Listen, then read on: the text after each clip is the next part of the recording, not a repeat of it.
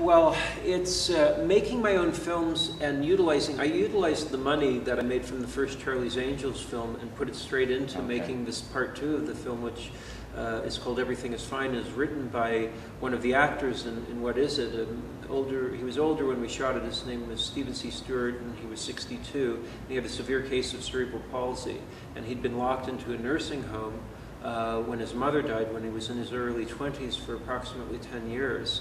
And he was very difficult to understand, and the people that were taking care of him there would derisively call him an MR, a mental retard, which is not a nice thing to say to anybody, but Steve was of normal intelligence, and the emotional turmoil that he must have gone through during those 10 years, I can't even begin to imagine. But he did write this screenplay, and when he got out of the nursing home, and he wrote it in kind of a genre style, like a 1970s murder mystery movie of the week, wherein he's the bad guy. And because he didn't write it as a standard autobiography, there are truths that come through in it that are just so crystal clear. It's really something. When the whole trilogy is done, I don't like to play favorites. And What Is It has certain things that Everything is Fine doesn't have, but there's an emotional catharsis with his character, and when that works, and it does work in this film, I really hold that on a high level. And so when the whole trilogy is done, that film will be the best film of the trilogy. But not only that, I feel that it'll be the best film I'll have anything to do with in my entire career. So I'm quite passionate about it. But I funded that film with the money that I made from the first Charlie's Angels film. So, you know, and then that film was Charlie's Angels was a very financially successful film, and I liked the character I played, and I had a good time doing it. And it really put a certain kind of perspective on acting in the corporately funded films that What Is It is really reacting to. And it's made me, if anything, much more grateful to be involved in those films, because they are enabling me to be doing these things that I'm so passionate about. The reason I did that was because I was working with several different directing elements, and I wanted there to be a concise understanding of what exactly was going on. That was on the first film. It didn't work the same way in the second film. It was a whole different situation. But there was a second unit director, there was the first unit director, and there was the choreographer, the fight choreographer, Chun Yun, which they were great to work with. But I wanted to make sure that there was kind of a correlation between the three different elements, so that's why I wrote that out. But that character, even though that was, you know, a corporately funded and distributed film, not only that, but a studio film, strangely, I don't know exactly why all of these circumstances came together, but that character is the most influence I've ever had on any character I've ever played. It was quite different on the original page. Originally, the character had lines, and that was the thing that first, when I came in and met, I felt like the lines were quite expositional, and I didn't actually want to come in on the film originally. And then they were quite insistent and wanted to meet with me, so I came in, and they asked what I wanted, and I said I thought it would be better if it was a silent, fighting, antagonistic character. And McGee, the director, who can be quite enthusiastic, stood up and said, "That's exactly what we're going to do. That's how we're going to make it." And then they showed me a tape of Chun Yun and his family's fight choreography, which I'd been familiar with some of their work, and I realized this quiet, silent character working with that choreographer could really actually be an interesting thing. And then the way the character looked, the fact that I had a sword, the element of the hair came into play, which it didn't have to do with the Stephen C. Stewart film, but I was utilizing that money to put into the Stephen C. Stewart film, which has a great element having to do. Might be the most important part of the film on some level is his obsession with women with long hair. He had this genuine interest, so it's a funny correlation between the two movies.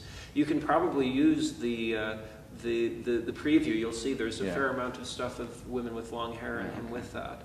So yeah, I can't even remember what the original question was now.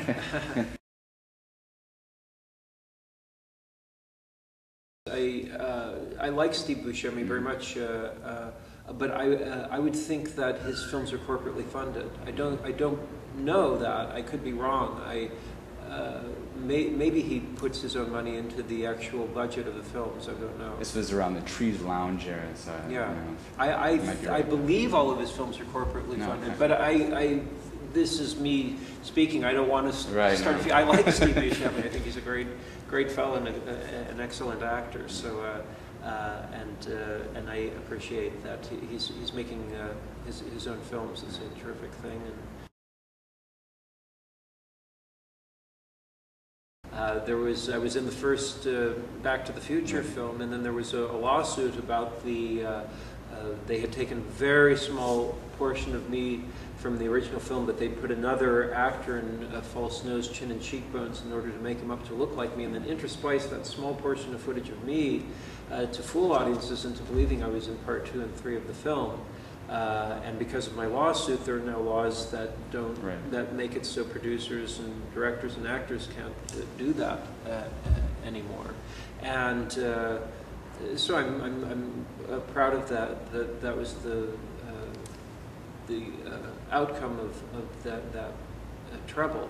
But I had expected that I would never work with any of those people after that, so I was very glad to play Grendel in Beowulf, and I had a great working experience with Robert Zemeckis and the whole film, and I liked my performance, and I actually quite liked the film itself. I thought it was well done and very well written.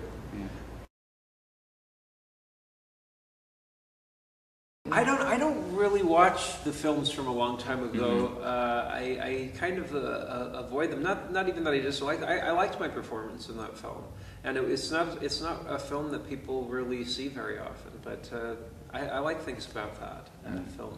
Yeah. I mean, I don't feel haunted by anything. No, I mean, because for the most part, when people recognize me, it's just that I have been in a lot of films now, and it usually isn't just for one thing, and because I've been in a number of films that have also made a fair amount of money, people say, "Oh, I saw you in that film," and I really don't know what film they're talking about, and then I'll maybe say one of the films, and then they'll say no, and even it'll be one of the more popular ones. They'll say no. So I don't know what it is, and then they'll kind of describe it, and then I'll turns out to be Beaver Trilogy or something. So usually, if somebody's seen that, usually they've seen me in a lot of other things. But every once in a while, I mean, for the most part, when people recognize me, they recognize me from a number of things. Right. They know me as an actor that's done a lot of things. Okay.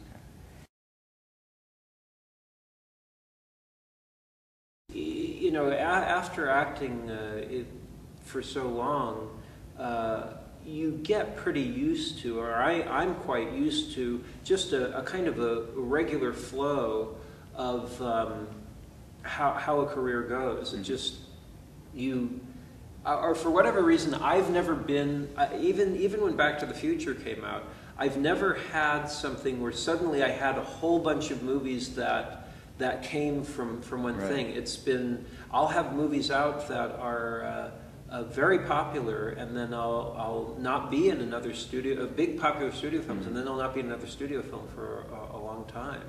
Which some actors it isn't like that, but for whatever reason, I'm somebody that has films that suddenly get a lot of popularity, or they're big financial films.